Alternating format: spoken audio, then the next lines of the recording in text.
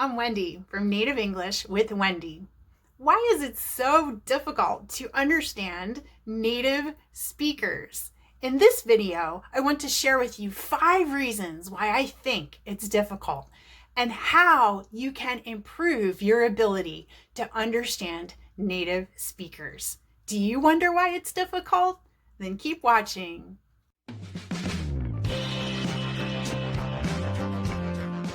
So, why is it so difficult to understand native speakers? Well, reason number 1 has to do with processing time. When you read something, you have a lot more time to process that information. You can take as much time as you need to understand the information. But when people are speaking, you have to process that information immediately. So this is one reason why it's very difficult to understand native speakers, is because you have to process the information immediately. Also, with written text, if you encounter a word that you don't understand, you can search for that word and you can master that text. You can understand the whole text because you don't have to process it immediately. But when someone's speaking to you, if they say a word that you don't know, you don't have time to look up that word or search for that word. And you can get distracted by the fact that you didn't understand a word. And then you start to get lost in the conversation. And sometimes it's hard to refocus, right? So number 1 reason why it's difficult to understand native speakers is because of the processing time. When we're speaking, we have to process the information immediately. So how can you process the information better when a native speaker is speaking to you? Well, it's okay to interrupt a person if they're speaking to you and ask them to repeat what they said, or ask them what a word means if you don't understand. It's okay. We do it as native speakers too. Sometimes we don't always understand what people say to us, and we have to ask them to repeat it, or we have to ask them what a word means if we don't know. It's okay to ask for help. People understand that you're learning, and most people really do want to help you if you need help. Well, what if you're working with a video or you're listening to a video and you don't really understand anything? Is there anything that you can do to help yourself to be able to understand that video? Yes, there is. You can pause the video. You can listen again. Did you know that if you listen to something over again, you will comprehend more the second time?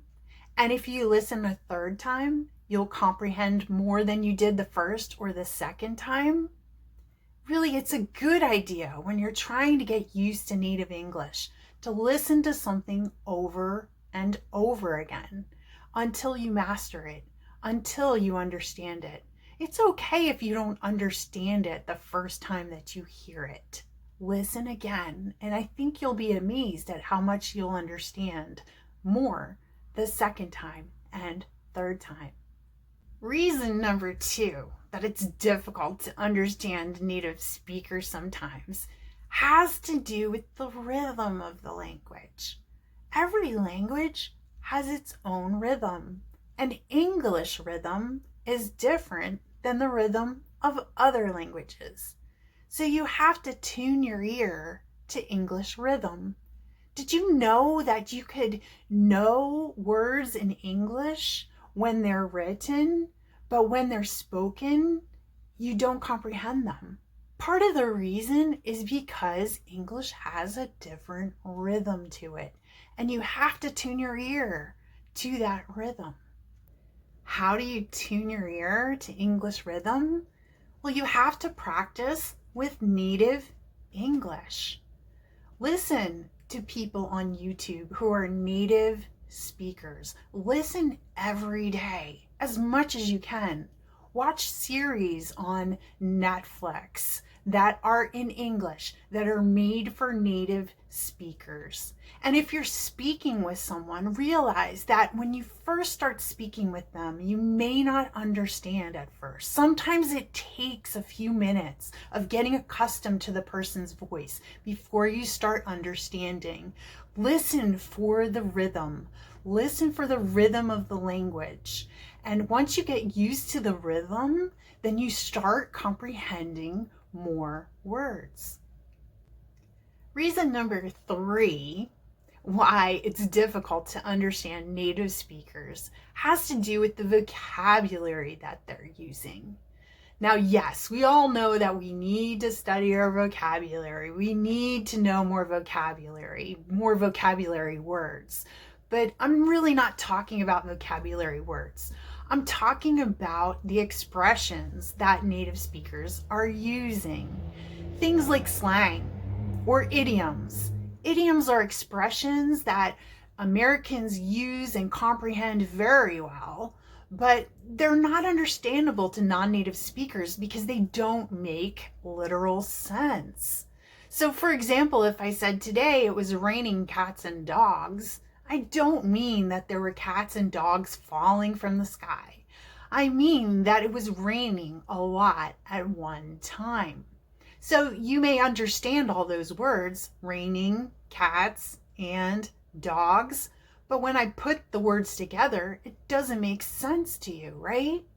Or if I use slang expressions, like hit me up later, you may not know what that means. What? You want me to hit you? What do you mean? Hit me up just means contact me. And it's a very common slang expression. Also, phrasal verbs. Phrasal verbs are verbs that are made up of more than one word, and they're not literal. So even though you may understand each of the words in the phrase, you won't understand the phrasal verb. For example, I said earlier, if you don't know a word, then you can look it up. Look it up? Look up? Look it up has nothing to do with looking up. It means search for. And the thing is, native speakers will use these phrasal verbs more than they will use the words that they're associated with. So instead of saying search for a word, a native speaker will say, oh, I need to look up that word, or I need to look up something on Google.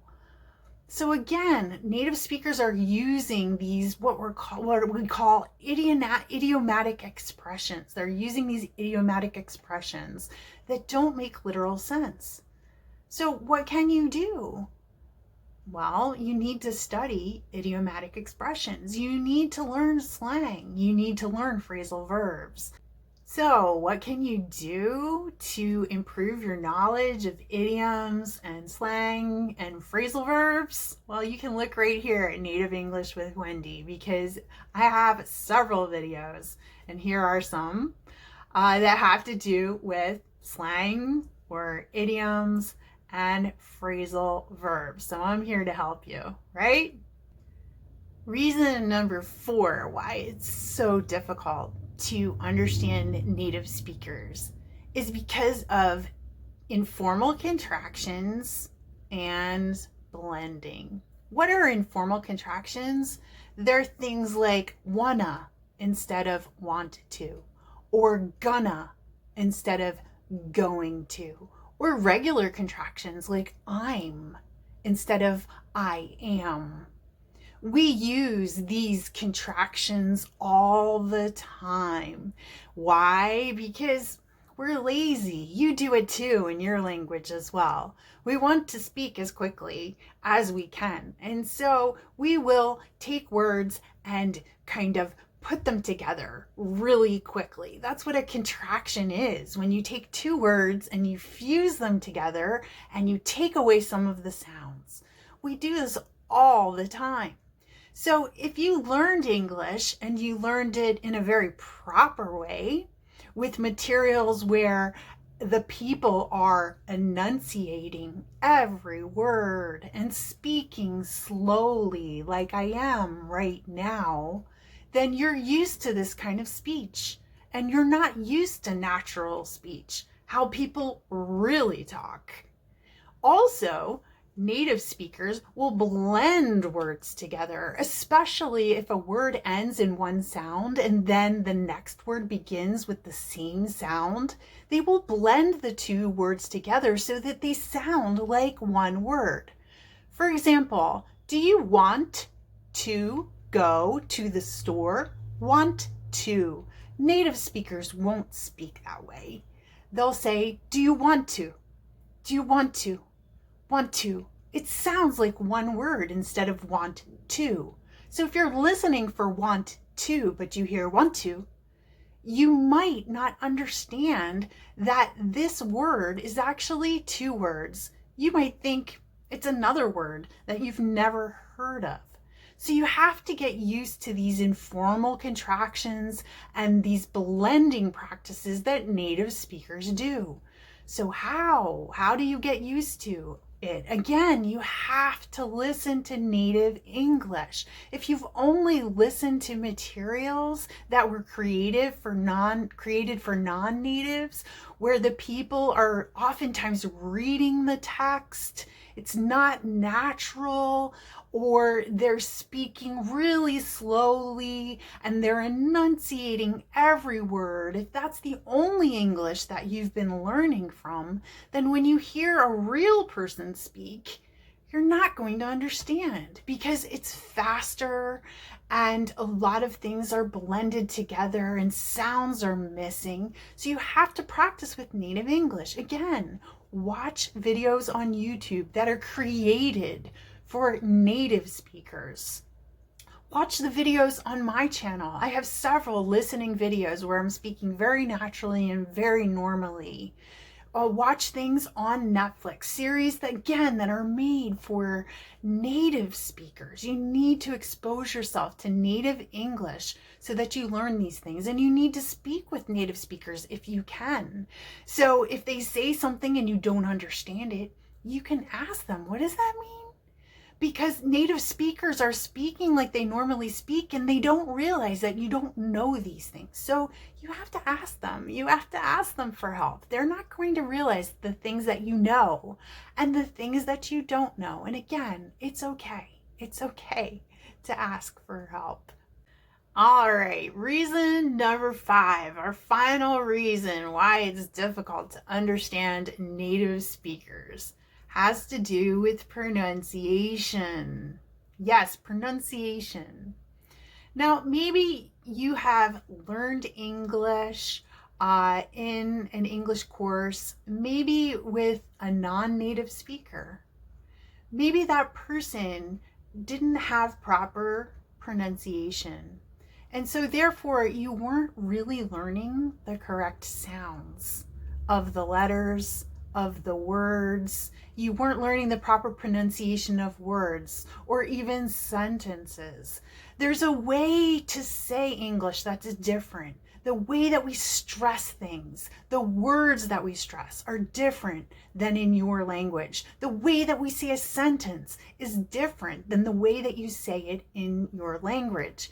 So if you're learning with a non-native speaker, they may not be teaching you the proper way to stress a syllable in a word, or to stress a word in a sentence, or to create a whole sentence. So you haven't gotten used to that, again, natural pattern of stress, natural way of speaking vowels. The way that we speak vowels is so different than, say, Spanish speakers or Portuguese speakers pronounce these vowels. English is a stress-timed language. And so we tend to extend our vowels when we talk. When I say the word extend, did you hear how I extended the second syllable in extend? It's not extend, but extend. We take more time on the stress syllable in our word. This is just one example that non-native teachers may not realize. And so maybe the reason that you don't understand native speakers is because you really haven't had a lot of practice with native speech. You need to be listening to native speakers. And here at Native English with Wendy, this is my goal. I want to help you to speak like a native speaker. I want to help you to understand native English. And that's why the videos that I post on this channel are designed to help you to understand native speech. I have a number of videos where I'm sharing with you the proper way to pronounce certain sounds and certain words, because I want you to get your ear used to the way that these words really, really sound, so that when you are encountering a native speaker, your ear will be used to the speech. Again, I can't stress it enough. You have to be practicing with native speakers. You have to be practicing with materials that have native speakers in them so that you can get used to native speech. Let's review. So, what are the 5 reasons why it might be difficult for you to understand native speakers? Number 1, processing time. When language is spoken, you have to process that information immediately. Number 2, rhythm. English rhythm is different than the rhythm of your language. So you must listen to native English in order to learn that rhythm. Number 3, native speakers will use expressions like slang and idioms and phrasal verbs, which is language that is not literal. So you need to improve your knowledge of these specific terms: slang, phrasal verbs, and idiomatic expressions. Reason number 4 has to do with informal contractions and blending of words. Americans are not going to pronounce each word separately. They are going to blend them together and even shorten them and contract them. So you need to be exposed to native speakers so that you can get used to hearing these blended words. And finally, number 5, make sure that you are learning proper English pronunciation. If you haven't learned proper English pronunciation, then your ear is not going to recognize words when native speakers speak them. Thank you so much for watching. I plan to create new videos in the future on specifically how to tune your ear to native English, how to get used to the rhythm of English, how to improve your processing time. So please subscribe and hit the notification bell so that you'll be notified immediately when I post a new video. So I'm posting new material every week here at Native English with Wendy, and I really hope that I can help you to speak like a native. Bye for now.